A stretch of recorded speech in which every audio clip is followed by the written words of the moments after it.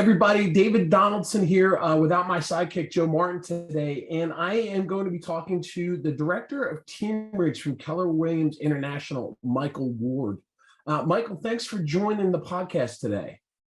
Yeah, David, thanks for having me on, man. I'm grateful. So, let's just kick off real quick. And let's learn a little bit about you. What has your journey been like to the point that you got involved in this new process called Teamerage? How'd you get there? Yeah, great question. So I've actually been in the Keller Williams ecosystem by proxy for about the last 9 years. My wife is actually a Keller Williams agent, and we've been going through the journey of the Keller Williams family together for the last 9 years. We've got a small team here in Austin. And prior to being here, I was at OpsCity as a director of growth. And then we were obviously purchased by Realtor.com, where I was director of growth following that for a couple of years. And, I've prided myself on carrying an agent first mentality in both those locations at all times. And was proud of the work that I did there to really help the industry. But I was brought over here to help with the expansion of Teamerage and evangelizing on the model, learning about the pitfalls that a lot of the early adopters have made and helping to, course correct them and then, educate those who are coming behind. We've got a great model here that I think is really timely presented in the fact that there's a lot of agents out there that are needing new tools, new support, new structure, new lead sources. And, Teamerage is an incredible opportunity for those agents to get involved. Absolutely. I think we probably take even a little step back a little bit. And for those that are familiar with the companies about OpsCity and Realtor.com, lead generation platforms for agents, right? Yeah. Secondarily, right, we love buzzwords in the industry. Teamerage is one of those new buzzwords that may or may not have made it to everybody out of good. Let's define that a little bit. What does Teamerage look like when we're saying, hey, be interested in this product or offer this for your associates? What is Teamerage? Yeah, Teamerage is the simple concept of delivering leads to designated agents in their market center or their brokerage, and coaching them to convert those leads into a closed transaction. So this adds new revenue to the agent and the market center. It increases, company dollar or profits, and it results in higher profitability and profit sharing if that's part of your ecosystem. So it actually adds a lot of new value, not just to a brokerage, but to an agent that's participating in the Teamerage as well.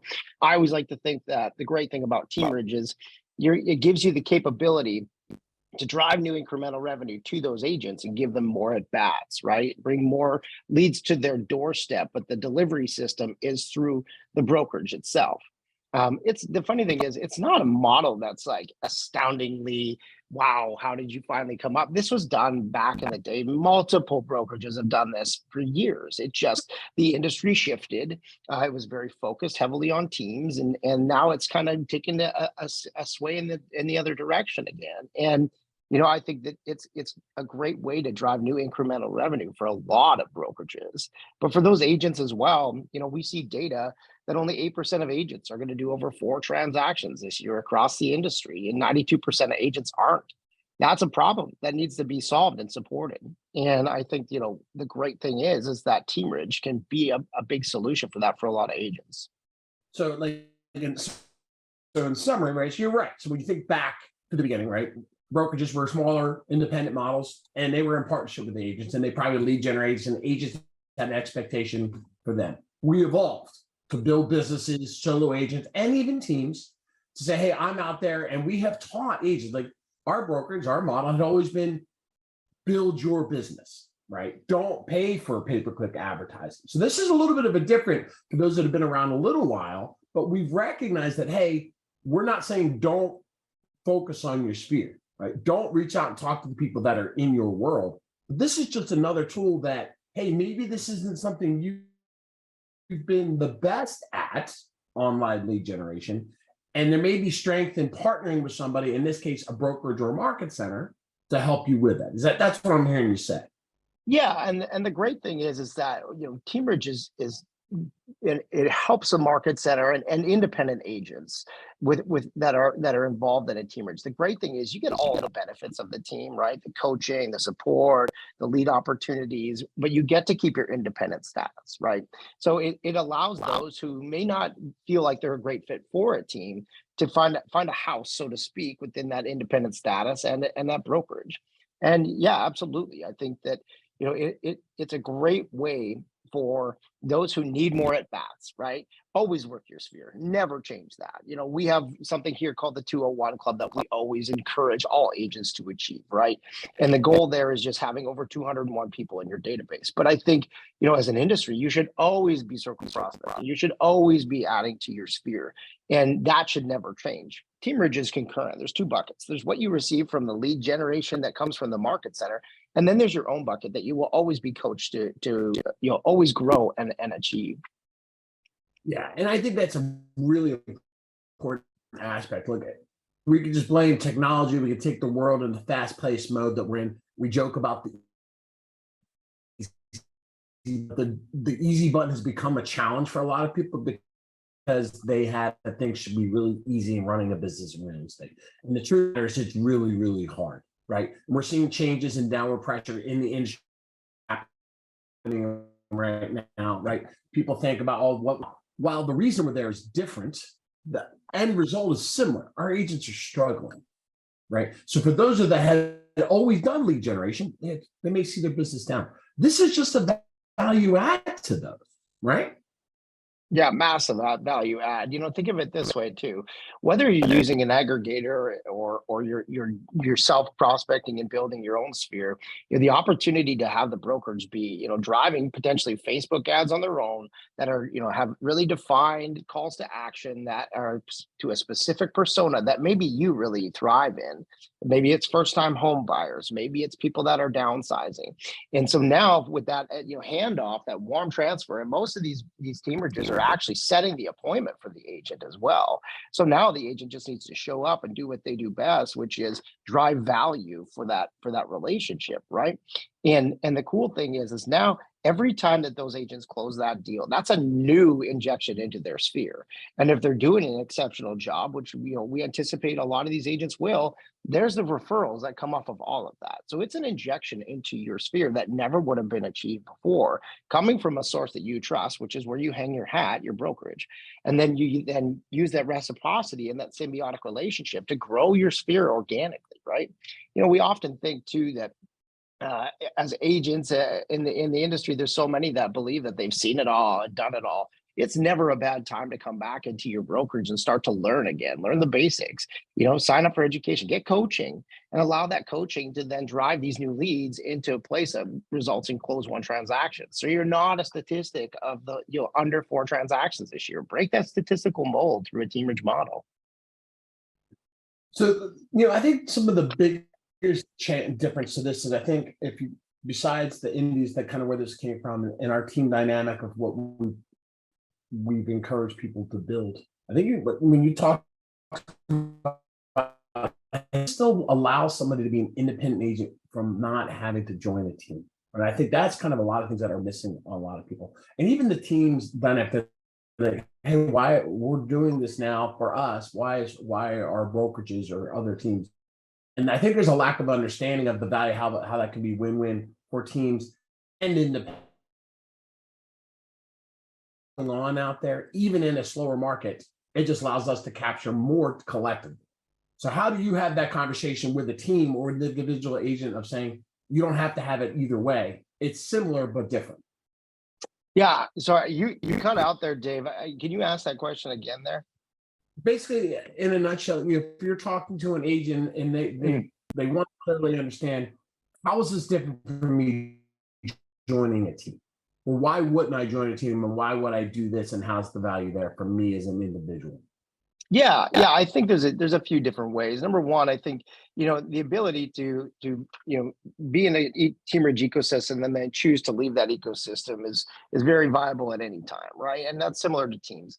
I think your splits as well. The splits are subject to the design of the brokerage or teamerage itself. But I think that's something that you see as a difference maker there. Teams obviously have a lot more in-depth structure sometimes. They have a heavy ISA component, whatever that may be, and those splits then have to cover those costs. With the teamerage model, you don't necessarily have those overhead costs that come with that, and so your splits can be a little different as an independent agent. I also think that the coaching factor is very heavy on the teamerage side. There's a lot of very structured 12-month to 16-month coaching calendars that follow a due process with the opportunity to then grow your sphere, grow your education. Let's talk about the differences when they're looking at, hey, should I join a team, or does this teamerage model give me what I need to maintain my independence and branding of what I've worked so hard to build or am building? Right. Yeah. I think that's the clarity that could be missing for some people. Yeah, it's a great question. I think that the biggest thing when you're deciding as an independent agent which one to do is find out culturally what your best fit is, right? I think any team that you choose to join, you should be expecting to join them for the foreseeable future, 3, 4, 5 years. And the thing about that, a lot of teams have great cultures that'll help you thrive. It's a sense of community that helps you to grow. I think the great thing about that too is there's some great leaders that you can be a part of that have really struggled through, that will have the answers for you to the questions you might have as you go through that journey. And then through that, a lot of times those teams have exceptional lead volume. They've gone through the struggles. They've seen every lead source you can imagine. And so they know, a lot of the pitfalls that come with operating independently, even support systems like sign runners and ISAs and all the things. So it's really plug and play for you, right? Right. But there are those agents that are uncertain, or maybe they just can't find a cultural fit, or look, maybe from a personality assessment, they operate best as a lone wolf, and they are more of an independent agent. I think what you can do is, if you don't want to make that decision right away, then jump into a teamerage ecosystem, start to learn, start to accept the coaching that comes with it, grab the leads that come from that opportunity, and start to get more at bats. And then if you start to find that you get your stride and you start to build a really warm sphere where your majority of your leads then come not from what's being delivered to you, but what you've built yourself, then it may be a great time to plug into a team. It may be a great time to go in there and have to use their support tools to leverage the growth of your career, right? But even in that other side of that coin, in a teamerage model, you can still do the same. It'll just be that you'll have to manage it. You'll have to select it yourself. You'll have to find those tools and those third-party vendors. But ultimately, it's really up to you as an independent agent, which you like to do more, build it myself or kind of do it all for me. And I think that's where you can find a happy medium, no matter which one you pick. Right. I think that's a really kind of an important cog, right? So a lot of this is revolved around lead generation, but that's not the end all be all of what we're talking about when we're talking about teamers. We're really just talking about structured support to a degree. Right. Oh, and 1,000%. Which was the draw for a lot of things, saying, hey, join the team. Whether you were a new agent, even a productive agent, found value in joining teams because they did things that maybe I couldn't do, afford to do, didn't want to do, or just didn't do well. Now we're saying, hey, look at a brokerage or a market center that might be providing you either some sort of complete and total package from lead generation to support, or an a la carte option. Right? I need leads, or I need TC, or I need sign writers, or I need marketing. And it's leverage, right? That's right. Yeah, that's exactly right. The funny thing about it is, like, and the ironic part of it is just, traditionally those agents that are starting out that don't have any of those tools or knowledge or systems, that's why they jump into that ecosystem. But what you typically find is they live in that team for 3 to 5 years, and then they end up going independent or whatever it may be. And then they get out there and there's a bit of a culture shock that comes with it of, oh my goodness, now I don't know what to do. Like that whole Ricky Bobby from Talladega Nights, where he's standing in front of the microphone. I don't know what to do with my hands. And it's very much a way to actually create stickiness for more teams, right? Imagine instead an agent forms that independence, learns the tools, learns the systems and the process for themselves, and then becomes an incredible plug and play for your team down the road. Your stickiness to have someone that already knows all the things and isn't, looking for that magic carrot that they think is out there, and then they get the culture shock. Instead, they come into your team with a warm sphere, deals done, an understanding of how to work online leads, firm education. They've been held to a high accountability standard and an execution standard. And it really allows for an entire ecosystem of not only immediate new agents, but seasoned agents to come into your team and be plug and play. Yeah, what I love about it, is that I've been in this business a little while too. And I've been on teams. And honestly, the truth be told, when I got into the business and I left corporate America, for me, the idea of building a team personally was not something I was like, I actually was really looking for a system that I could jump into, because I had managed hundreds of employees and I just didn't want to do that again. Right. Yeah. I wanted to come in. I wanted to hit the ground running. I wanted to go. What happened was I found a lot of times I ended up either partnering with somebody that was looking to build a team, but was nowhere near ready for that. And I didn't know enough to know what I didn't look for, except for other than, hey, we get along to see what this looks like, which obviously we know the end of that story is it just didn't work. Here's the great thing I love about this is that people that are entrepreneurial in spirit or think they're ready to grow a team that truly aren't, that we watch go through this cycle 2 or 3 times over of not hiring the right who and the right when, can go into a Teamerage model, have the value of, hey, I built a team, I have a team, I have structured support, and mitigate the challenges that come with that until they're ready to go in that direction on their own. Absolutely. That's the great thing. I like to think of Teamerage as an incubator, right? An incubator is a buzzword in tech, which I was grateful to be a part of in the tech community here in Austin for a while. And but it really is that incubator, right? You come in as an entrepreneur, you hang your hat in that incubation place, like we have one here called Capital Factory, and you get the chance to ideate with great people that can come and support you and coach you. And then on top of that, potentially, if you're doing all the things you need to do and you become a mega agent in 2, 3, 4 years, maybe that's that sign to you that, hey, I'm ready to start my own team now, or I'm ready to expand my personal brand and start to add a buyer's agent, or a contract to close person, or just an administrative support. And it does allow for that. It allows to breed that culture of entrepreneurship, and it's a really exciting thing to think about that you can do that. Obviously, there's a lot of originality to this that's different because we're applying tech on older systems, right? We're just bringing older systems back to the forefront and a more polished approach to it. Right? And an openness to it. Where do you see it going from here? Like, obviously, like people are struggling, so they're like grasping, like, hey, yes, I want this, but this isn't always going to be this. I mean, it's going to take a little while. We're going to have more, hopefully 18, 24 months, we'll have more properties at our disposal, which will normalize the market a little bit.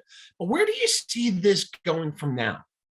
Yeah, it's a great question. I think that what you'll find is that with Teamerage models, people will, the brokerages will start to use them almost as that, as I mentioned, that incubator ecosystem for the newer agents, as well as the middle group, so to speak, the ones that struggle or hit a ceiling of achievement. And I think what you'll find is that you can start to grow your Teamerage. Say you start, we prefer to have it start small. Mark King talks about start small, prepare to lose it all. And the idea is that you start with one agent, one leader, one lead source, right? And then as you grow and you get deals done, you go back and analyze the DNA of those deals that you closed. You grow your agents. Before you know it, we've got Teamerages that have 40, 50, 60 agents in their Teamerage. And I see it growing to a place where you actually let's pause on that for a second. You're saying there are brokerages out there that have 40 to 50 agents functioning under this Teamerage umbrella while maintaining their branded independence. I want people to kind of digest that a little bit. Yeah, it's incredible because what it's done is instead of being out there in the ether, so to speak, and just begging in an aggregator ecosystem or working your phone algorithm or what have you, a lot of these market centers are creating their own programs to build their own individual databases, right? And that's the predominant source that of leads that they're handing off to these agents and coaching to completion. We've got a Teamerage actually that's out of Florida that has taken time, very strategically methodical Facebook campaigns, and built a database of over 150,000 people that they're constantly working and nurturing and treating like an agent database. And those are the leads that they're handing to these agents and coaching to completion. So I see it going to a place where, all of these brokerages are taking control of their lead volume, they're taking control of the coaching, and now they're able to build an ecosystem within the greater population of their market center agent population. Now a majority of those agents are Teamerage graduates. So they all know how to work online leads. They all know how to hold themselves accountable. They know the systems, the processes, the procedures. And now those brokers can hand those leads directly to those agents instead of just handing it off to an agent that may or may not have confidence in working an online lead. They now have built an ecosystem of agents that are well coached, well trained, educated in the processes and procedures that you would expect a great agent to follow through to become a mega agent. And I see it going to a place where you've got a Teamerage, you have a Teamerage 2.0, maybe you have a Teamerage that's solely focused on aggregators, you have a Teamerage that's focused solely on building their sphere, and it just creates this cool hub of just almost like a brain trust to create exceptional agents. And you just bring more in. It's a great recruiting, great retention. It's awesome. Now, I look at this and I think some people might hear this and go, well, that's a PC program. To me, there is a distinguishable difference between a new agent's PC program and a Teamerage model within the brokerage. Yeah, absolutely. The thing about the PC programs is those are kind of plug and plays, right? Those are things that you add all those new agents in there, and here's the basics. A lot of these Teamerages have various stages of education, right? Because it's not just meant for new agents. We've got a lot of Teamerages that have those 3-year agents that are, they just can't break through. I can't get above 10 transactions, no matter what I do. We put them through products like here we have Bold, obviously, and we put them through Bold to get reignited and excited and come back into the Teamerage ecosystem. And then from there, they then take off. And so it's not meant only for newer agents. It's more the type of agent, right? It's not a tenure thing. It's actually open to people that have a growth mindset, that are innovative, that are servant leaders, people that are excited about breaking the statistical mold, right? You look at new agents, then the average new agent makes below minimum wage in the first 2 years of their career, right? So how do we help to support them? Yes, there's PC programs, but some of those people may be just looking for more at bats, right? So I think that's where you have a defined difference, but there's also a symbiotic relationship there where PC coaches help to build out the training models of your Teamerage. You work together. And, just like some people are meant for teams and some people are meant for Teamerages, there's some people that are meant for PC programs and some people that are meant for an independent ecosystem where you can have more at bats, strategically learn on a weekly basis, put those tactics to test immediately, as well as build your sphere. Yeah. And that's, to me, that question it serves two purposes. One, I think the agents need to hear that. And two, I want the brokerage leaders to hear that there isn't, like, the PC serves a purpose for the new agents to get their fundamental training in place, learn how to do open houses, learn how to script practice, learn how to call people, learn how to market and get their name and their brand and awareness. They should not be getting thrown to the wolves with leads, because that's not going to convert at a high enough level. Going through that progress, working with the people in the program, and then graduating into a Teamerage model with that expectation goes, now I'm ready, right? Because there's nothing worse than being burned off not knowing how to convert. Now we've covered that. You learned how to convert through a successful PC program or mentor program, however you're running it. And now you're ready for Teamerage, right? Yeah, that's exactly right. Right. That next level, that then, hey, you can be released out into the wild and run your own business now, or join a team, or use this as necessary to fill in the gaps. Absolutely. Each phase throughout an agent's career should be about leveling up and taking that next step. But I think the traditional exposure has always kind of been sink or swim, and that's how we define good agents and bad. Yeah. And the reality is there's nothing wrong with that, and obviously there's a lot of data to prove that that's the tendency to work. But I think that there's also a position where a strategic support system still aligned with expectations and accountability is very important. Make no mistake, Teamerage is a privilege; it's not a right. So every, Teamerage that's running has a defined contract of accountability with these agents. I get their 1099 contractors. That's not what we're talking about. What we're talking about here is if I'm gonna show up for you, then here's how I expect you to show up for me. And you lay out those expectations immediately and slide it across the table to that Teamerage agent. So by no means is it that once you graduate out of PC, there's the pick up the agent and then drop them off and they either sink or swim. It's the pick up the agent and here's a Teamerage model if you're ready for it. These are the expectations, which should align with your PC coaching, outlines. And then it says, okay, you've learned how to do an open house. You've learned how to circle prospect. You've learned how to do a buyer presentation, a listing presentation. Now let's put it to action. But here's the thing. You have to hit these conversion rates. You have to hit these, these outbound outreach campaign expectations. You got to answer the phone. You got to answer the phone. You have to be in front of people, right? And you have to be building your database. These are the expectations because what you're doing is organically presenting them with the opportunity to become a mega agent, but you're showing them that this is the path to success. And as it becomes ingrained in them, it just becomes natural, right? Stop the bad habits early so they don't become a thing in the future. I love that you drive that home because I think that entitlement or the lack of understanding from leaders say, hey, I'm handing you leads. Now what? They fall into a hole, right? I think what you're saying here is that they have to have the right that right accountability partner within the market center to help manage that agent's leads, right? Are they converting? That's above the PC program, right? Where are they struggling? You're answering the calls, but you're not converting. Where do we need to look, right? Do we need to pause this or back this off? What are your territories? What's answering? What's not working? Having that person, I think, is really the cog in the success for both the agent and the market center to say, this is a successful direction that we want to go, right? Versus just, hey, we're lead generating, close. That's not going to work. And then that's where people say, hey, this doesn't work. Yeah, no, I completely agree. And it's twofold as well. Like, make no mistake, laying accountability measures in front of an agent is not the end of that. There's accountability measures that go to these leaders as well.